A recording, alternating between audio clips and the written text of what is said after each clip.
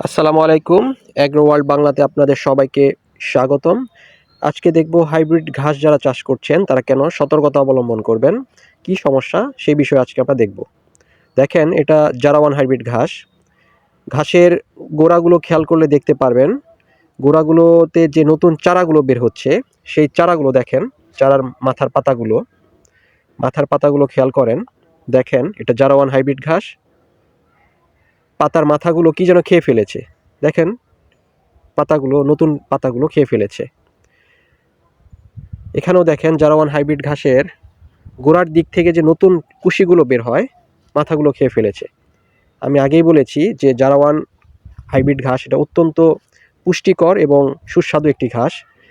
গবাদি পশুর জন্য অত্যন্ত এরা মজা করে খায়।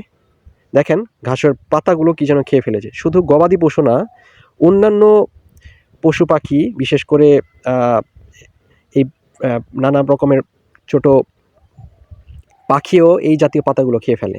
দেখেন কি খেয়েছে, এটা আজকে আপনাদেরকে দেখাবো। কারা এই পাতাগুলোকে এইভাবে নষ্ট করে ফেললো সেটাই আজকের ভিডিওতে দেখাবো। দেখেন, প্রতিটি গাছে নতুন পাতাগুলো খেয়ে ফেলেছে। ম্যাক্সিমাম পাতাগুলো দেখেন নষ্ট হয়ে গেছে, নতুন আর গাছ হওয়ার কোনো সম্ভাবনা নাই। তো খুবই সাবধান যখন আপনারা ঘাস চাষ করবেন, চারপাশ দিয়ে অবশ্যই বেড়া বা নেট জাল দিয়ে ঘেরাও করে দিতে পারেন, তা না হলে ওই একই সমস্যা আপনারাও ফেস করবেন। দেখেন ঘাসগুলোর প্রবলেম। দেখেন আসলে কারা খেয়েছিল, আসলে এই পাখি মানে মুরগিগুলো আসলে এই পাতাগুলো খেয়ে ফেলেছে। এটা শুধু গবাদি পশু গরু বা ছাগল না, বরং মুরগিও এই ঘাসগুলো অত্যন্ত মজা করে খায়।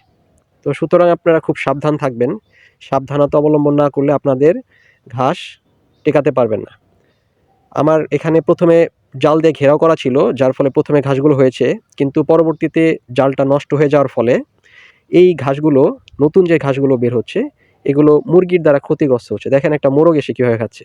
মোরগের প্রতিদিন সকালে আসে, এসে এই যে খাবারগুলো ওরা সকালের ব্রেকফাস্ট করে আর কি, সকালে নাস্তা করতেছে।